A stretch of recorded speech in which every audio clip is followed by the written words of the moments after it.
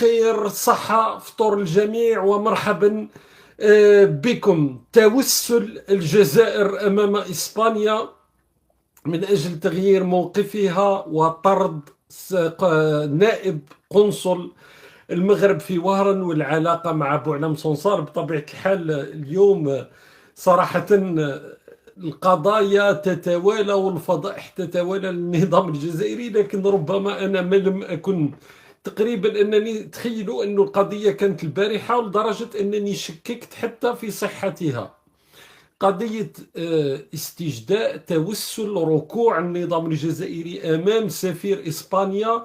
هذه القضية صراحة لما نعطيكم التفاصيل تقريبا صادمة، صادمة بما نعرفه عن النظام الجزائري، يعني حتى بالمنطق تاع النظام الجزائري القذر وما حدث في هذه القضية مع إسبانيا. صراحة أنا لم أصدق ما رأيت وما سمعت، يعني وراح نتحقوا راح نشوفوا القضية. لكن الحدث اليوم كان بطبيعة الحال استدعاء سفير، يعني استدعاء عفوا القائم بالأعمال لدى المغرب، يعني في الجزائر، لأنه لا وجود اليوم لسفير. القائم بالأعمال بطبيعة الحال في قنصلية وهران، وإبلاغه بالخبر اللي راح نتكلموا عليه اليوم، وهو طرد نائب القنصل، والحكم أيضا على بوعلام صنصار اليوم ب5 سنوات. هذه القضايا كلها بطبيعة الحال قبل ما نتطرق إليها نشوف بعض الأمور التي يعني الغرائب والعجائب لدى النظام الجزائري اليوم. نشرة الثامنة، لأنه راح نبداو كالعادة بفقرتنا على التلفزيون الجزائري والقنوات الرسمية الجزائرية وما تتداوله، لكن اليوم جونا بالجديد. ولكن الجديد أروح نشوفوا أولا، ودرك تعرفوا لماذا هذه كلمة الجديد ستستوقفكم. نسمعوا التلفزيون الجزائري. عرفت على واحد الانسان سوري الجنسيه، يعني شغل كيما قال لي هو باللي الجزائر راه مدرسة البلاد. بمحطة أخرى يروي أمين تفاصيل استدراجه وخيوط نصب شراكة الاستقطاب. عيطت لي واحد الطفيله واسمها جولي، قالت لي اسمي جولي، طفيلة نخدم انا في هاد لاسوسياسيون ارتيميز. قالت لي هنا حنايا الهدف تاعنا الرئيسي هو اعاده ادماج متطرفين في المجتمع، وانتايا قالت لي الدوسي تاعك، قالت لي جبتو من وزاره الدفاع الفرنسيه، والدوسي تاعك قالت لي بلي راهم كلاسي كوم دوسي نوار عندهم. قالت لي وشنو؟ قالت لي بالتقييم تاعي ليك والمساعده تاعك ليا، يعني بالقصره معايا وشوف تديني تقييم زعما، قلت لي نقدر نغير لك الصوره تاعك امام الفرنسيين والاوروبيين، يعني امام اسمعوا. هكذا يعني نقدر نعاود نطلع اوروبا، كوني درنا ثما في اسبانيا كلش، يعني عندي فرصه، انا في عجبني الحال. موراها بروبوزيت لي بليزيور فوا، بروبوزيت لي باش نتلاقاو في المروك. قلت لي نتلاقاو في المروك، المروك قلت لي اوفير عندنا، قلت لي باش نقدروا نخدموا فيه كيما نحبوا هنايا. طبيعة الحال ربما راكم تتذكروا هذه القضية اللي تكلمنا عليها منذ أشهر. واحد كتب هذا التقرير قديم. نعم، القضية تكلمنا عليها منذ أشهر. واحد ممكن يقول لك اليوم انت راك تستهزأ بينا، يعني راك جايب لنا أمور قديمة وراك تقدمها على أنها جديدة. لا، اليوم النظام الجزائري في النشرة الثامنة عاود تكلم على القضية هذه. لماذا؟ الله أعلم. عاود أصلا أعيد بث هذا التقرير، ولما أخذوا في نشرة الثامنة بطبيعة الحال أخذوا المقطع اللي يتكلم فيه على المروك، على المغرب، لما قال بأنه هذه جولي طلبت منه أنه يلتقي في المغرب، لأنه في المغرب بطبيعة الحال قال لك باللي فرنسا تعمل ما تريد وفي الجزائر ما يقدروش. لكن صراحة واحد كتب أيضا أنه هل هذا وجه تاع جاسوس؟ صراحة لا أظن أنه وجه تاع جاسوس تماما، حتى مهرج. يعني أنا ذكرني في هذوك ممكن يكون هذوك المهرجين اللي ياخذوهم المراكز تاع الطفولة المسعفة. صراحة يكون لأنه إنسان بشوش، يعني ما لا أظن أنه إذا لا أظن أنه هذا وجه يقدروا يخدموا فيه كيما يحبوا، يعني يكونوا اليز. وانا كنت قلت ما قدرتش ندخل. هذا راه يقدم نفسه امام البغدادي ولا امثاله صراحه يضحكوا له في وجهه يعني. ربما اللهم عامل نظافه عند هذيك الدوله الاسلاميه او لا ادري ماذا، وما يصلحش على كل حال. لكن هذا حسب النظام الجزائري. الناس اللي فاتتهم القضية هذه في عمره 35 سنة، محمد أمين هكذا اسمه، محمد أمين 35 سنة، هكذا قدم في التلفزيون العمومي، وقال لك بأنه هذا وكان في سوريا وفي العراق وكان يجاهد، ثم حب رجع للجزائر، وحاولت المخابرات الفرنسية أن تستعمله من أجل ضرب استقرار الجزائر والقيام بعمليات. كم تعرفون النوع تاع العمليات في الجزائر، رواية سخيفة لا يصدقها عاقل. لكن النظام الجزائري أعاد إخراج القضية، لأنه كاين قناة فرنسية يعني اللي هي قناة الفرنسية الثانية ستنشر يعني ربما جزء ثاني من قضية ربما ضربت هزة النظام الجزائري، اللي هي قضية تسجيل بعض العناصر تاع حركة الماك اللي تطالب باستقلال القبائل، يعني تسجل. ستنشر الجزء الثاني، سجلوهم داخل سفارة الجزائر في فرنسا يعني، وهم يحاولوا يستدرجوا واحد من المعارضين من أجل أنه يدخل للجزائر وغير ذلك. فالنظام اليوم القضية هذه تعطيك فقط صورة أنه الضرب عشواء صراحة، ما عندهمش بوصلة. هذه قبل ما نوصلوا للمسائل الكبرى اللي راح نتكلموا عليها اليوم. إعلام نفس الشيء، الأسطوانة تستمر دون توقف. الأسطوانة شوف ما لا يحدث بالنسبة لهم، ما كانش شرخ في الأسطوانة. Vague de manifestations et de contestations en solidarité avec Gaza dans un contexte de grogne populaire qui ne faiblit pas. Les manifestants ont exprimé leur rejet des crimes commis par l'entité sioniste contre les Palestiniens et exigent la fin des massacres et du blocus. Les manifestants ont dénoncé également les arrestations de militants des droits de l'homme. Amira Sifta. De grandes manifestations ont éclaté dans les principales villes marocaines pour dénoncer la position du régime du Mersi. مرة أخرى تقول لك في البداية دي مانيفستاسيون دو سوليداريتي، مع يعني مظاهرات تاع تضامن مع ما يحدث في غزة.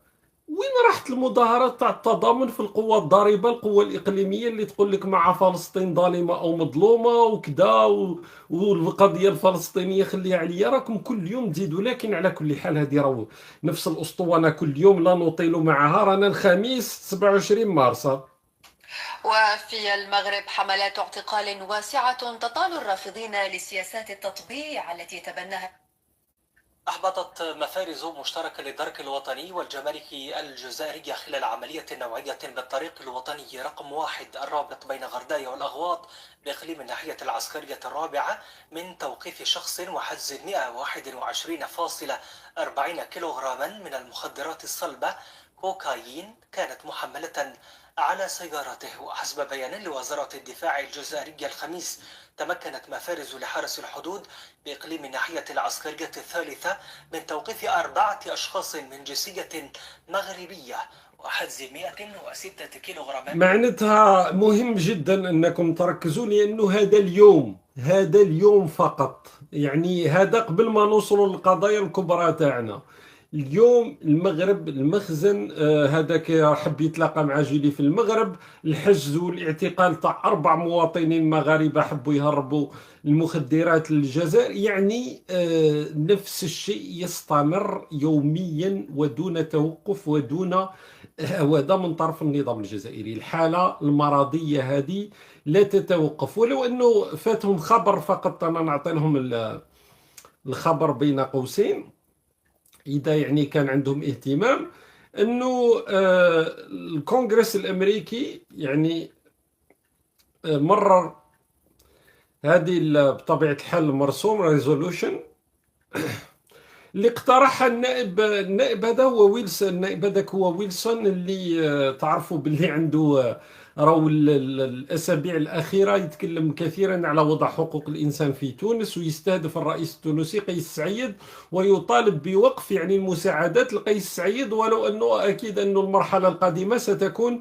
النظام الجزائري. هذا راح نتكلموا عليه. وبطبيعة الحال السيناتور هذا شنيدر اللي اقترحوا بطبيعة الحال اقترحوا مرسوم.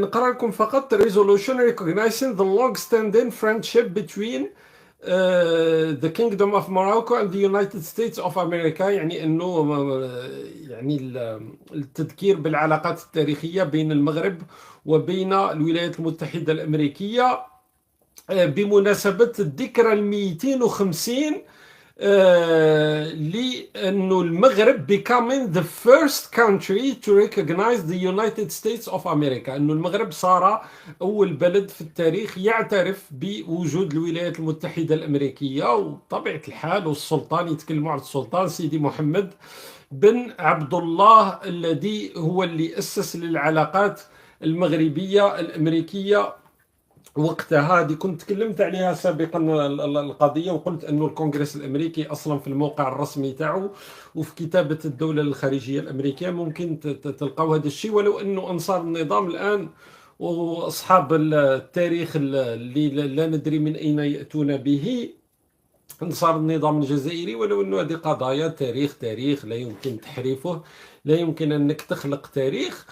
يعني يقول لك بأنه الجزائر اللي أصلا لم تتأسس وقتها كانت أول بلد اعترف بالولايات المتحدة الأمريكية. يبدو أنه هذه الريزولوشن هذه تقول العكس بالقياس مع الواقع، يعني الواقع التاريخي وليس بالروايات الفارغة. لكن هذا غاب على التلفزيون العمومي الجزائري اللي هم عندهم هوس بالإشكاليات وبالقصص هذه.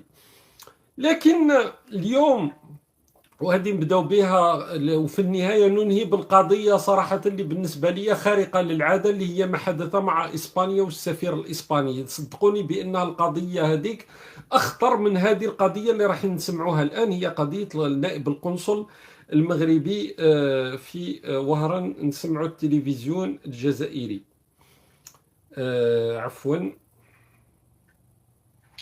استدعي السيد خالد الشيحاني المسير بالنيابة للقنصلية العامة للمملكة المغربية بالجزائر اليوم الخميس إلى مقر وزارة الشؤون الخارجية، حيث تم استقباله من قبل السيد مختار أمين خليف المدير العام للتشريفات. وتم إبلاغه قرار السلطات الجزائرية اعتبار السيد محمد السفياني نائب القنصل العام المغربي بوهران شخصا غير مرغوب فيه، مع إلزامية مغادرة التراب الوطني في أجل نقصه 48 ساعة، وذلك لأسباب تتعلق بقيام المعني بتصرفات مشبوهة تتنافى مع طبيعة ممارسة مهامه بالممثلية القنصلية. على كل حال 48 ساعة عنده الوقت الكافي للوقوف في الطوابير من أجل أنه يأخذ بعض الكيلوغرامات من الموز ربما.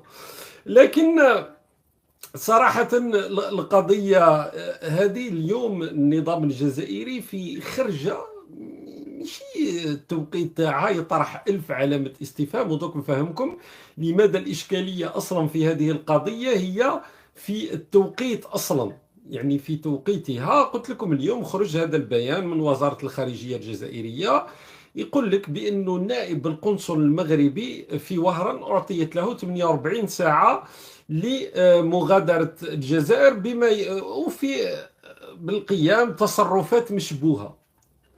يعني هذا البلد تاع الشرات، يعني النظام الجزائري يشر، يعمل إشارات. يعني الآن احنا لابد أننا نستنبط ما هو التصرفات المشبوهة التي قام بها هذا نائب القنصل المغربي. وأنا على حسب ما فهمت يعني، ولو أن القضية صراحة ليست مؤكدة، هي قضية علاقات شخصية للنائب القنصل المغربي في إطار حياته الشخصية. النظام الجزائري اعتبرها بأنها تصرفات مشبوهة. لكن لا علينا، بعيدا عن القضية، لأن المسألة بطبيعة الحال أولا قضية أن المستهدف هو نائب القنصل المغربي في قنصلية وهران. بطبيعة الحال اليوم في الجزائر ليس هناك وجود لسفير مغربي لأنه بحكم القطع تاع العلاقات، لكن في قنصلية وهران هناك قائم بالأعمال، وهناك هذا النائب تاع القنصل اللي أصلا ذكر الاسم تاعو هو محمد السفياني. هذا اللي اعتبر بأنه لابد بأنه يغادر الجزائر في 48 ساعة، مع تعبير بطبيعة الحال تافه وساقط ومنحط جدا أنه شخص غير مرغوب فيه. كان من الممكن أنه اختار يعني هذا القائم بالأعمال في قنصلية وهران بضرورة مغادرة يعني النائب القنصل، وانتهت القضية. أصلا الأمور هذه بين الدول التي تحترم نفسها، حتى إذا حدث أمر ما يعني يتم حلها في إطار ثنائي بين البلدين، في إطار قنوات دبلوماسية طبيعية، دون الحاجة إلى اللجوء إلى هذه البهرجة والمساخر هذه. لكن النظام اليوم لابد أنه يعطي الصورة هذه الكارثية. أصلا راني قلتها، الممارسات هذه، استهداف مرة الإمارات، مرة يتكلموا على النيجر، مرة على مالي لافتعال الأزمات، مرة على ليبيا، مرة فرنسا، مرة إسبانيا، مرة الآن لما حتى تكون في هذه إطار الخصومة التاريخية مع المغرب. راني دائما نقولها، أنه النظام الجزائري يثبت على نفسه التهمة بأنه هو النظام المفتعل للأزمات. لكن توقيت تاع القضية هذه جاء بطبيعة الحال في اليوم الخميس، يعني مباشرة بعدما حدث صباح اليوم. لو نشوفوا فقط، لا أدري إذا عندنا بعض شوفوا. On lui a appris il y a une heure la condamnation à 50 prisons fermes de l'écrivain franco-algérien Boualem Sansal, qui a 75 ans. Il avait été arrêté.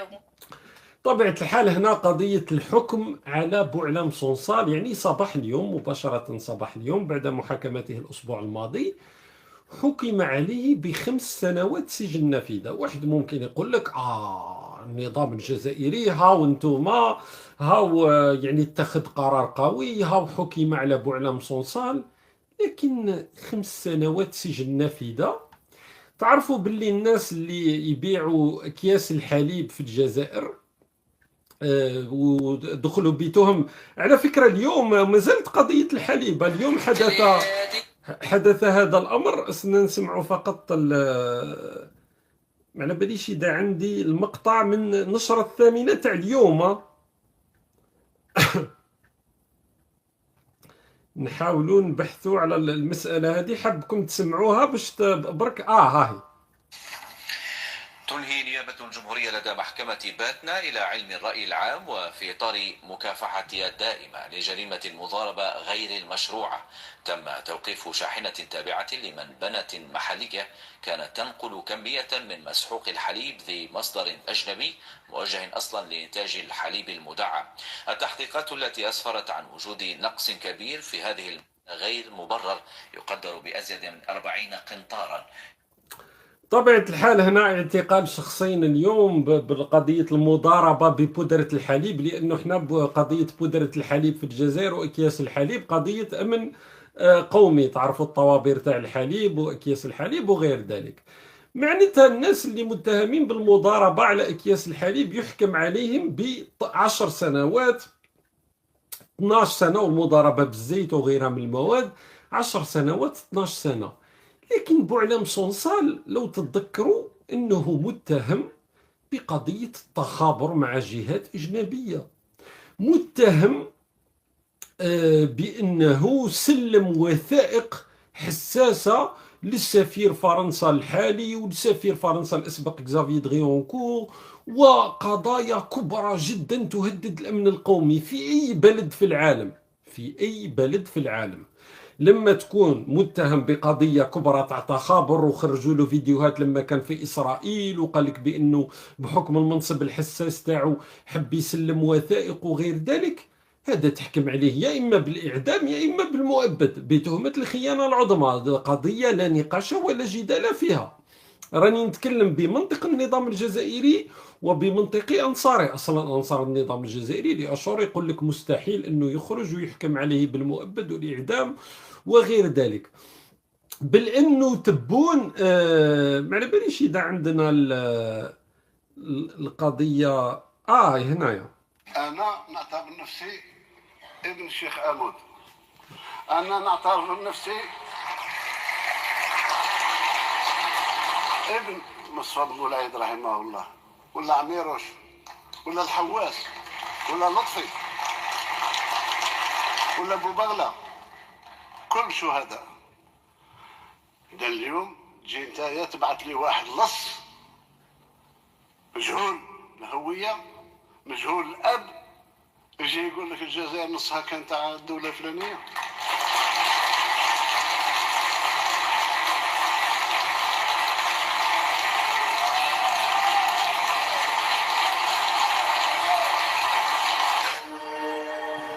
معناتها الرئيس المعين عبد المجيد تبون وصل إلى حد البكاء، رئيس معين يبكي أمام الكاميرات بسبب ما قاله بوعلام صنصال. معناتها النظام الجزائري اتهم بوعلام صنصال بتسريب وثائق، بالتخابر ضد الجزائر، بالقول حسبهم بأنه إنسان يطالب بتقسيم الجزائر، وبأنه قال بأنه أراضي، رغم أنه في المحاكمة تاعو لم. الغريب تعرفوا بأنه العجائب تاع النظام الجزائري أنه لم يسأل أصلا في محاكمته على الكلام اللي اتهمه به النظام الجزائري، وتبون هنا لما يقول عليه مجهول الأب ومجهول الهوية، بأنه قال بأنه أراضي تاريخيا تابعة للمغرب الاستعمار الفرنسي بحكم أنه حب يكبر أراضي الجزائر الفرنسية، يعني ضمها إلى الجزائر الفرنسية وقتها في وقت الاستعمار. لأنه أصلا في المحاكمة أصلا القاضي على أي أساس راح تحاكم شخص لأنه قال حقيقة تاريخية؟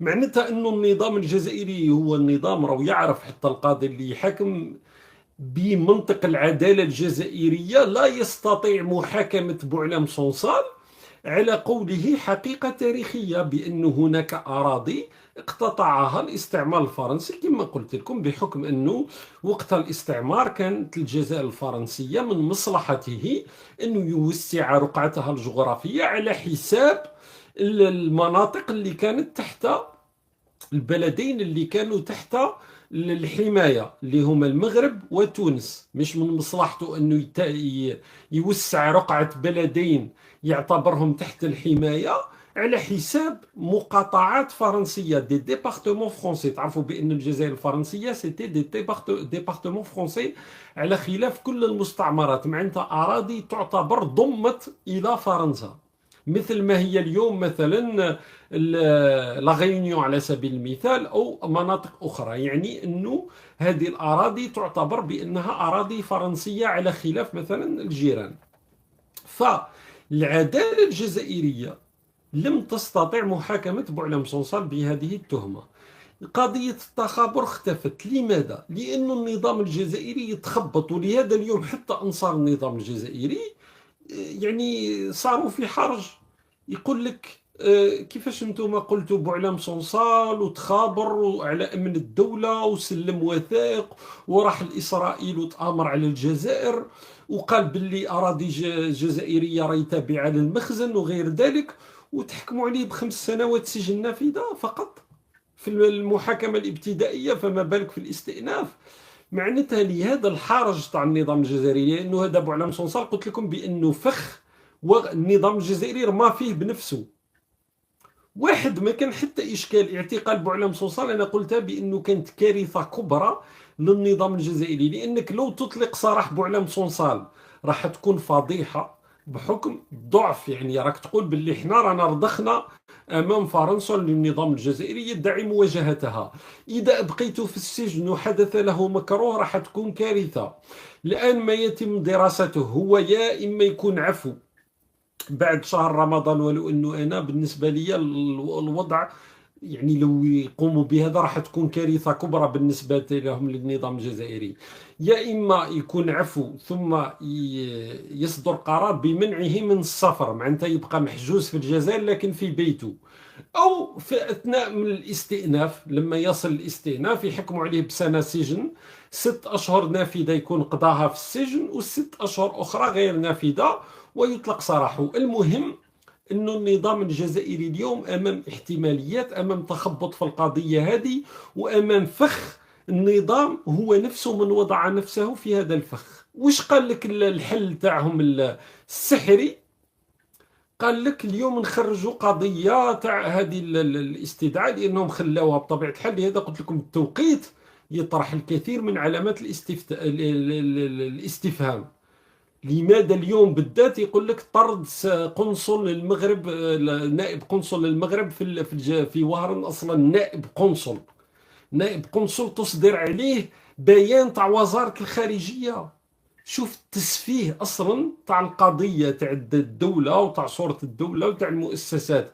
من المفروض انه قلت لكم نائب قنصل او اي موظف دبلوماسي في اي تمثيليه دبلوماسيه، هذه الامور تعرفوا بانها انت لما تسمع هك انت تقول هذا راه حدث كبير، انه يطرد مسؤول او يطلب من مسؤول دبلوماسي انه يغادر التراب تاع بلد ما.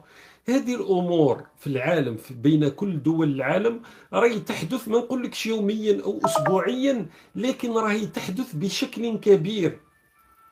لكن بما انه ليس سفير وليس قنصل، الامور هذه تمر بشكل بين البلدان، يطلب من هذا الشخص انه يغادر التراب تاع البلد وانتهت القضيه، تحل على مستوى دبلوماسي. معناتها النظام خرج القضية هذه تاع طرد نائب القنصل الجزائري في المغربي عفوا في وهران في وقت تاع قضية بوعلام صنصال اللي رم في حراج كبير منها وما لقاو لا أي مخرج منها. معناتها التعامل تاع النظام الجزائري مع المسائل هذه صراحة كارثي كارثي. بيان تاع وزارة الخارجية على نائب قنصل اصلا في قضيه قال لك تصرفات مشبوهه. واش التصرفات المشبوهه؟ الله اعلم. التصرفات المشبوهه هي علاقه درك في اطار الحياه الشخصيه تاع الشخص هذا، على ربما على كل حال القضيه في اطار شخصي صارت اشكاليه. انا هذا هو القضيه اللي يعني تبقى للتاكيد، لكن هذه هي المساله على العموم. يعني قضيه تحدث في العلاقات الدبلوماسيه بشكل عادي جدا. قلت لكم حتى اذا ولا تستدعي اصلا انه يطلب من هذا نائب القنصل انه يغادر الجزائر، لكن دائما هذه الشماعه تاع العدو الخارجي من اجل التغطيه على الفضائح تاع النظام الجزائري. اروح انت وفهم. مثل نهار ما طردوا هذاك المستشار تاع واحد من المستشار تاع عبد المجيد تبون، وقال لك لي اسباب لانه ارتكب خطا فادح. وش الخطا الفادح؟ الله اعلم. الدول لا تتواصل بهذا الشكل، ما تتواصلش بهذه القضيه تاع انها تبعث اشارات او انها تفتح اصلا المجال للتخمينات. لكن في نفس الإطار باش تشوفوا الإشكالية تاع ما يحدث اليوم في الجزائر، ولهذا قلت لكم أنه القضية تخيلوا أننا التقينا الأمس في بث مباشر وأنه تكلمنا على مواضيع ولا على كارثة من كوارث النظام الجزائري. الشيء اللي راني نتكلم عليه اليوم هو اليوم. يعني شوفوا فقط في بث تاع اليوم كم من كارثة موجودة لدى النظام الجزائري. والقضية الآن اللي راح نزيدها، أنا صدق يعني صراحة لم أصدق. يعني لما سمعت بالمسألة هذه لم أصدق. هي حدثت الأمس، لكن قلت ننتظر الساعة نتأكد ونتحقق من المسألة، لأنه تبان لي ربما فيك نيوز، ربما القضية مفبركة، ربما وسيلة الإعلام اللي نقلت القضية هذه. أروح نشوفوا أولا صور، على ما أظن عندنا بعض الصور. أي هنايا شوفوا معي الصور هذه.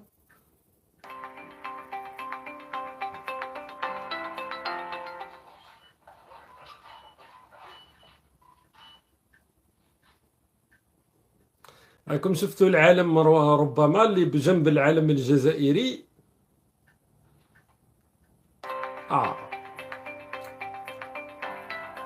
كالعادة، وعلى بالي تحطوني باللي راني ربما بداو يتخلطوا لي الخيوط. واحد يقول لك واش انت درك جايب لنا هذا شكون وعلم جزائري مع العلم اسباني وما كان لا صوت لا اي شيء. وش هو القضيه؟ القضيه رئيس المجلس الشعبي الوطني في الجزائر يستقبل سفير اسبانيا لدى الجزائر. اوكي راكم تتبعوا، ركزوا معي مليح. نروحوا اولا قبل ما نشوفوا ما حدث امس، نروحوا الى 3 سنوات. تبعوني مليح، نديروا فلاش باك، نرجعوا 3 سنوات من قبل. ما حدث مع رئيس المجلس الشعبي الوطني، نفس من استقبل سفير إسبانيا أمس. بوغالي يدعو البرلمانيين الشرفاء في إسبانيا إلى ماذا؟ روحوا نسمعوا. هذا وقد دعا رئيس المجلس الشعبي الوطني إبراهيم بوغالي اليوم البرلمانيين الشرفاء في إسبانيا إلى التعبير عن رفضهم لتغيير الموقف الرسمي لبلادهم تجاه القضية الصحراوية، وذلك ستوب 3 سنوات من قبل، هذه ماشي للبارح، 3 سنوات سمعتوا رئيس المجلس الشعبي الوطني نفس الشخص بوغالي يدعو البرلمانيين الإسبانيين الأحرار أنهم يطلبون من الحكومة الإسبانية تغيير موقفها من مسألة الصحراء. أوكي القضية تعرفوها، وقتها تبون قال لك تبون يظهر العين الحمراء، تبون قال لك تسقط حكومة سانشيز أو تغير إسبانيا موقفها أو لن يعود السفير عاد بطلب من الجزائر، وإسبانيا خلتهم ينتظروا 3 سنوات. اليوم أصلا النظام الجزائري يتكلم على حسن والعلاقات مع إسبانيا. اسمعوا جيدا، اسمعوا.